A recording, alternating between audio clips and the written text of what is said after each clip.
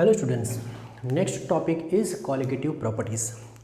Solutions chapter का ये सबसे मोस्ट इम्पोर्टेंट टॉपिक है, मतलब कि यहाँ से जो भी आएगा सबसे मोस्ट इम्पोर्टेंट। पहले तो समझेंगे कॉलिगेटिव प्रॉपर्टीज़ है क्या और कौन कौन सी है, मीनिंग क्या होता है। तो कॉलिगेटिव प्रॉपर्टी मतलब प्रॉपर्टीज ऑफ सॉल्यूशन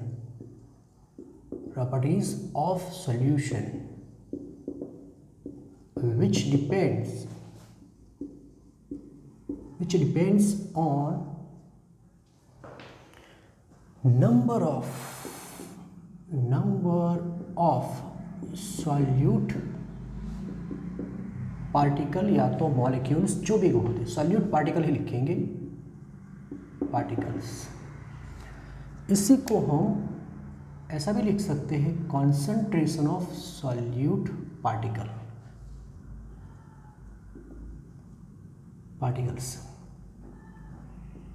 ठीक है, यहाँ पे नंबर ऑफ सॉल्यूट पार्टिकल लिखा है, कॉन्सेंट्रेशन ऑफ सॉल्यूट पार्टिकल लिखा है, नहीं कि सॉल्यूट, याद रहना चाहिए। तो properties of solution which depends on number of solute particle but does not depends on nature of solute. तो सॉल्यूट के पार्टिकल पे डिपेंडेबल है, लेकिन सॉल्यूट के नेचर पे डिपेंडेबल नहीं है। तो ऐसी प्रॉपर्टी को properties of solution which depends on number of solute particle but does not depends on nature of solute is known as colligative properties। समझेंगे इसका मीनिंग क्या है। ठीक है, कौन कौन सी प्रॉपर्टी है, कौन कौन सी प्रॉपर्टी स्टडी करने वाले हैं। तो रिलेटिव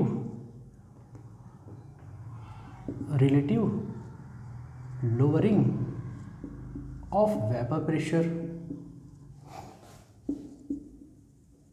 फर्स्ट ये होगी। Second, elevation in boiling point. Third, depression in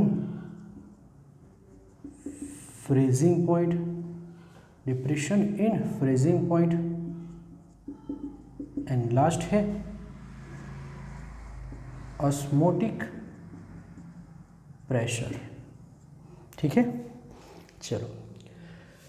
properties of solution which depends on number of solute particles but does not depends on their nature, does not depends on nature of solute. इसका meaning क्या है, चलो। Relative lowering of vapour pressure, समझो कि हमारे पास 3 different type के solution हैं, different solute वाले सॉल्यूशन।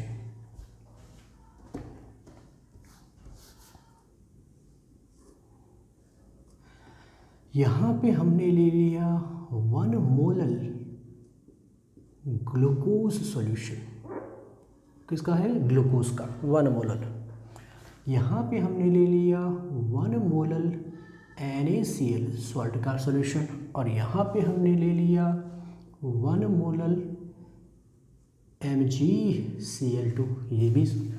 तो यहाँ पे कॉन्सेंट्रेशन ऑफ सॉल्यूट क्या है, सेम है। ठीक है, अब देखो ग्लूकोज, चलो ग्लूकोज आयोनाइज्ड होगा कि नहीं, तो नहीं होता। ग्लूकोज ऑर्गेनिक मॉलिक्यूल्स है, वो आयोनाइज्ड नहीं होता। इसका मतलब यहाँ पे ग्लूकोज के ये जो कॉन्सेंट्रेशन था वो तो सॉल्यूट का। अब मुझे चाहिए कॉन्सेंट्रेशन ऑफ पार्टिकल, मुझे कॉन्सेंट्रेशन ऑफ पार्टिकल चाहिए, वो चाहे आयंस हो, एटम्स हो, कुछ भी हो। तो यहाँ पे तो कितना होगा, 1 मोलर ही होगा, क्योंकि ग्लूकोज एक ही है, वो इंटैक्ट रहेगा, वो कभी भी डिसोशिएट नहीं होगा। लेकिन आपको मालूम है Na+ और क्या अलग हो सकता है, Cl-। तो NaCl तो एक मॉलिक्यूल था, लेकिन सॉल्यूशन में वो Na+ एंड Cl- दो कंपोनेंट में, दो पार्टिकल में अलग हो गया। तो इसका 1 मोल, इसका 1 मोल, मतलब यहाँ पे क्या हो जाएगा कॉन्सेंट्रेशन, ट्वाइस मोलर, 2 मोलर हो जाएगा। चलो यहाँ पे क्या होगा, यहाँ पे Mg2+ and 2 Cl-, 1 2 and 3, total number of ions 3 है, तो टोटल कॉन्सेंट्रेशन कितना हो जाएगा, 3 मोलर। तो आप देख सकते हो कि सॉल्यूशन का कॉन्सेंट्रेशन सेम है, लेकिन कॉन्सेंट्रेशन ऑफ पार्टिकल सेम नहीं है। यहाँ पे 1 मोलर, यहाँ पे 2 मोलर, यहाँ पे 3 मोलर। चलो अब बात करेंगे vapour pressure, lowering of vapour pressure. तो उसे हम ΔP/P से डिनोट करेंगे। एलिवेशन एंड बॉइलिंग पॉइंट होता है ΔTB, बाद में समझ में आ जाएगा, ΔTF and osmotic pressure pi. चलो अब क्या होगा, कॉन्सेंट्रेशन ऑफ पार्टिकल इंक्रीज हो रहा है। देखो कॉन्सेंट्रेशन ऑफ सॉल्यूशन सेम है, लेकिन कॉन्सेंट्रेशन ऑफ पार्टिकल डिफरेंट है। तो वेपर प्रेशर क्या होगा, सबका सेम होगा, नहीं। यहाँ पे वेपर प्रेशर कितना हो गया, यहाँ पे चेंज इन वेपर प्रेशर, हम चेंज इन वेपर प्रेशर ही लेंगे, चेंज। अगर प्योर सॉल्वेंट से इसका वेपर प्रेशर x जितना कम हुआ, हमने पढ़ा था vapour pressure of solution is lower than that of pure solvent. तो सॉल्वेंट से कितना कम हुआ, x जितना कम हुआ, चेंज इन वेपर प्रेशर लिखा है मैंने, वेपर प्रेशर नहीं लिखा। तो यहाँ पे कितना कम होगा, यहाँ पे तो ट्वाइस मोल, मतलब कि particle concentration of particle 2 time more है, तो चेंज इन वेपर प्रेशर कितना होगा, ट्वाइस x। तो यहाँ पे कितना, twice x।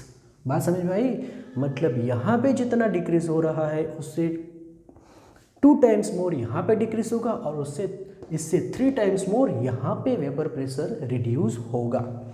Suppose change in boiling point हमें ढूंढना है।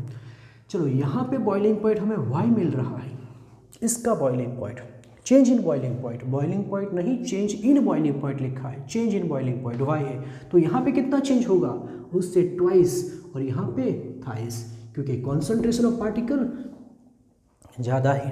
तो उसी तरह यहाँ पे भी हो सकता है, सपोज z है तो फिर ट्वाइस z, ये थाइस z होगा। आप पाई की बात करो, पाई a है तो यहाँ पे ट्वाइस a और थाइस b होगा। तो बात क्लियर हो गई कि ऐसी प्रॉपर्टी, सॉल्यूशन की ऐसी प्रॉपर्टी जो सिर्फ और सिर्फ कॉन्सेंट्रेशन ऑफ पार्टिकल पे डिपेंडेबल है, नेचर क्या है, ग्लूकोज क्या है, सॉल्ट क्या है, उस पर डिपेंडेबल नहीं है। देखने जाए तो ग्लूकोज का मॉलिक्यूलर मास 180 है, मॉलिक्यूल्स भी बहुत साइज में बड़ा है, लेकिन उस पर डिपेंडेबल नहीं है, मतलब नेचर पे तो कुछ भी डिपेंड नहीं करेगा, सिर्फ और सिर्फ कॉन्सेंट्रेशन ऑफ पार्टिकल पे ही डिपेंड करेगा। यहाँ पे कॉन्सेंट्रेशन कितना हो जाएगा पार्टिकल्स का, तो 6.022 इंटू 10⁻²3, जबकि यहाँ पे कितना होगा 2 टाइम 6.022 इंटू 10⁻²23, यहाँ पे कितना होगा 3 टाइम 6.022 इंटू 10⁻23। तो कॉन्सेंट्रेशन ऑफ पार्टिकल बढ़ा, मतलब चेंज इन क्वालिटेटिव प्रॉपर्टी भी डबल ट्रिपल हो जाएगी। तो ये है qualitative property which depends on number of solute particle, या तो बोल सकते हैं concentration of solute particle, but does not depends on nature of solute, is known as qualitative property. अब हम फर्स्ट क्वालिटेटिव प्रॉपर्टी के बारे में डिस्कशन करेंगे, और वो है relative lowering in vapour pressure, relative lowering of vapour pressure. चलो नॉर्मली हमने क्या पढ़ा कि vapour pressure of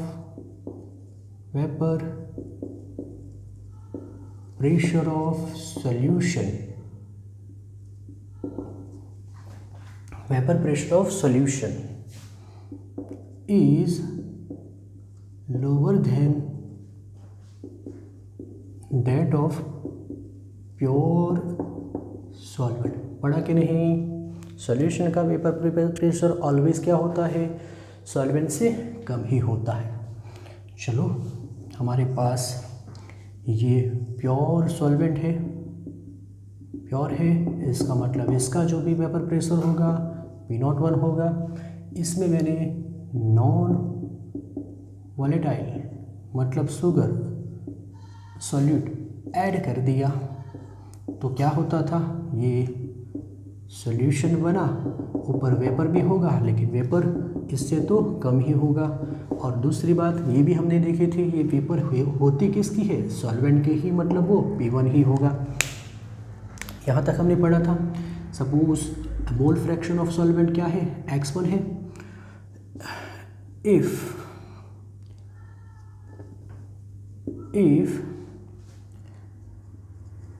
partial pressure of solution is P1 and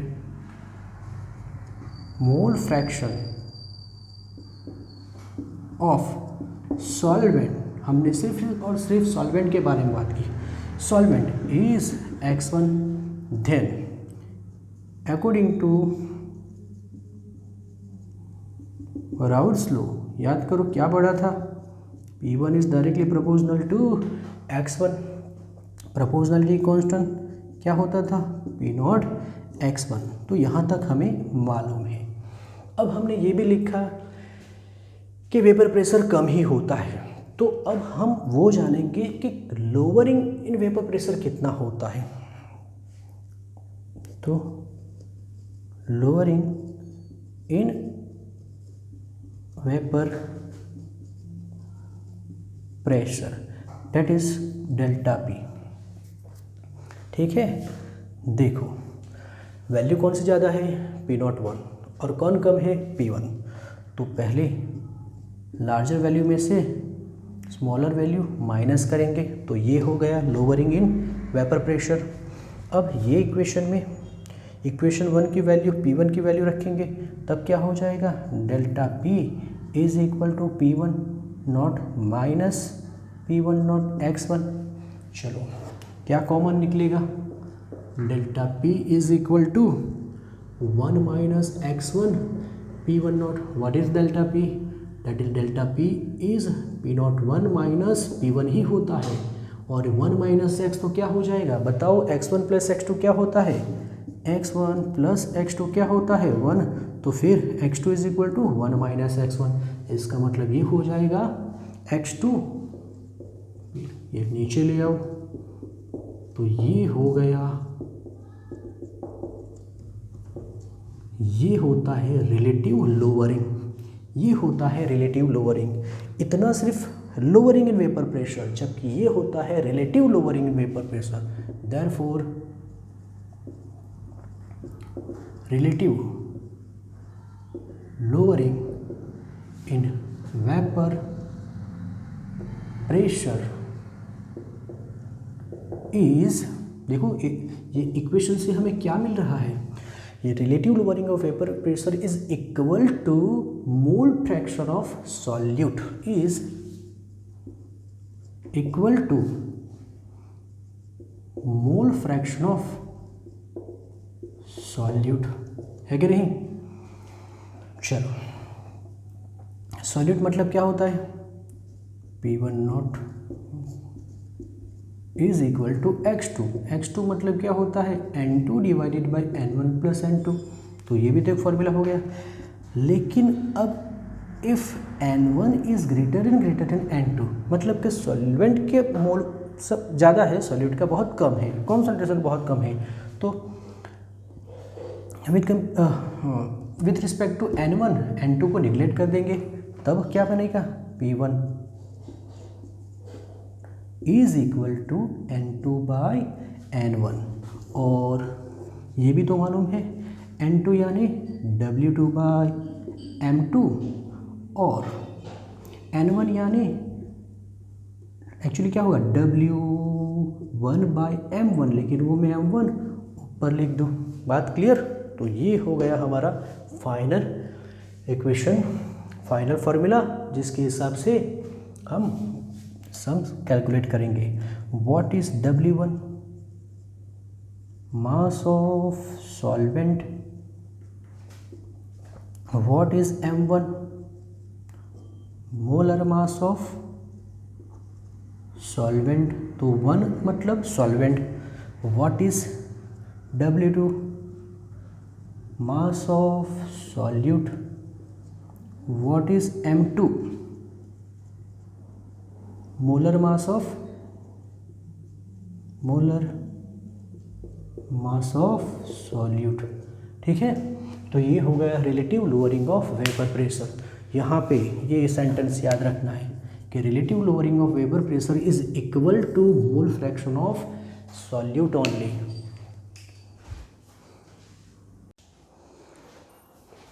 okay, question है relative lowering of vapour pressure पे डिपेंडेबल है ये क्वेश्चन, इस पर बेस्ड है। फर्स्ट क्वेश्चन है example number 2.6, the vapor pressure of pure benzene at a certain temperature is 0.850 बार। तो benzene जो कि हमारा सॉल्यूट है उसका वेपर प्रेशर दिया हुआ है प्योर स्टेट में।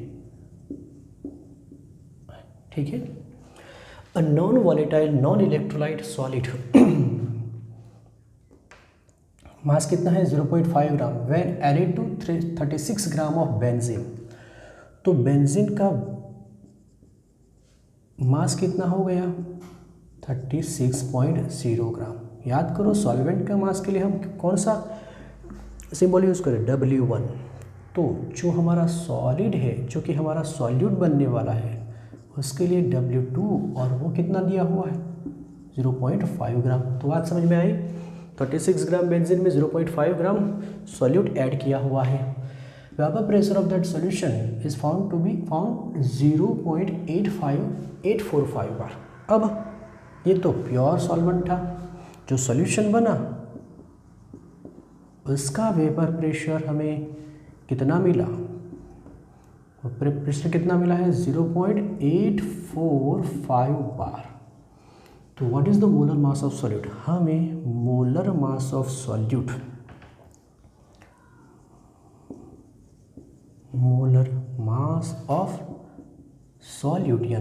यानी M2 हमें फाइंड आउट करना है। ओके, तो इतनी वैल्यू हमारे पास है। कहाँ से स्टार्ट करें, एक ही तो फॉर्मूला है P1 naught minus P1 divided by naught is equal to, चलो क्या था N2 by N1। What is N2? That is W2 by M1 M2 cross M1 by W1। चलो तो जो भी वैल्यू है वो ऐड करेंगे। What is P01? 0.850 minus 0.845 divided by 0.850। W2 कहाँ पे है 0.5। M1 यानी बेंजीन का मोलर मास होता है 78 ग्राम पर मोल, तो यहाँ पे 78।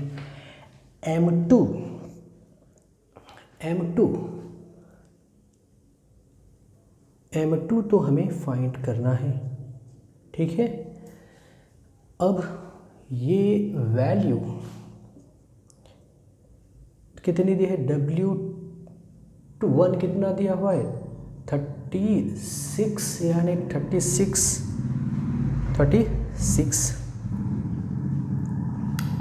ग्राम होता है। 36 नहीं होगा 39 होगा, क्वेश्चन में थोड़ा चेंज है, 39 होगा, डेफिनेटली 39 ही है, गलती से 36 तो 39 ग्राम है। देखो अब इसका सॉल्यूशन ये जो होगा वो कितना होगा 0.005, नीचे 0.850, यहाँ पे भी 39 ग्राम होगा बराबर। 0.5 इंटू 78 का आधा कितना होता है 39। M2 इंटू 39 कैंसिल हो जाएगा, इसका मतलब होगा 0.005 divided by 0.850 is equal to 1 by M2। तो इसको उल्टा कर दो तो M2 is equal to 0.850 divided by 0.005। यहाँ पे आपका आंसर 170 ग्राम पर मोल मिलेगा। तो ये जो अननोन सॉलिड था उसका मोलर मास कितना मिला? 170। नेक्स्ट क्वेश्चन है vapour pressure of pure water is, चलो वाटर का वेपर प्रेशर कितना है? 23.8 millimetre of Hg। 50 gram of urea is dissolve in 85 gram of water. इसका मतलब W1 है 850 ग्राम, W2 जो कि यूरिया है 50 ग्राम है।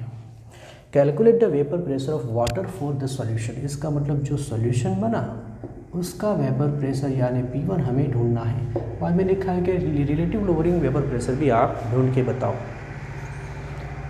चलो कहाँ से स्टार्ट करेंगे? तो P1 not is equal to क्या होता है? x2। और what is x2? x2 is equal to n2 by, तो W2 by M1 cross M2 cross M1 by W1। बात समझ में आई ना? एक फॉर्मूला हमने डिराइव किया था। ओके, यही होता है रिलेटिव लोअरिंग वेपर प्रेशर। तो पहले ये वैल्यू फाइंड आउट कर लेते हैं। चलो W कितना है? 50। M2 तो यूरिया के लिए M2 कितना होता है? यूरिया के लिए M2 कितना होता है? 60 बराबर। यूरिया कितना होता है? 60। तो यहाँ पे 60, M1 तो 18 ही होता है और W1 कितना दिया हुआ है? 850। ये हो जाएगा 900 और ये हो जाएगा इतना, और इसका जो आंसर मिलेगा वो होगा 0.0176। तो सोच के बताओ ये किसकी वैल्यू मिली? ये वैल्यू मिली रिलेटिव लोअरिंग वेपर प्रेशर की। तो एक आंसर मिल गया रिलेटिव लोअरिंग वेपर प्रेशर। अब हमें तो ढूंढना है वेपर प्रेशर ऑफ सॉल्यूशन, मतलब चलो तो यहाँ पे वैल्यू रखेंगे। P01 कितना है? 23.8 minus P1 divided by 23.8 is equal to 0.0176। इसको ऊपर ले जाओ तो ये हो जाएगा, कैलकुलेट करो तो आंसर मिलेगा 0.419। अब P1 वो साइड पे तो पॉजिटिव और प्लस हो जाएगा और ये साइड पे तो नेगेटिव, मतलब ये हो जाएगा 23.8 माइनस 0.419। तो फाइनल आंसर हमें मिलेगा 23.381 बार। ये आपका मिलीमीटर ऑफ Hg है, तो मिलीमीटर ऑफ Hg मिलेगा फाइनल आंसर। ये रिलेटिव लोअरिंग प्रेशर, ये सॉल्यूशन का वेपर प्रेशर।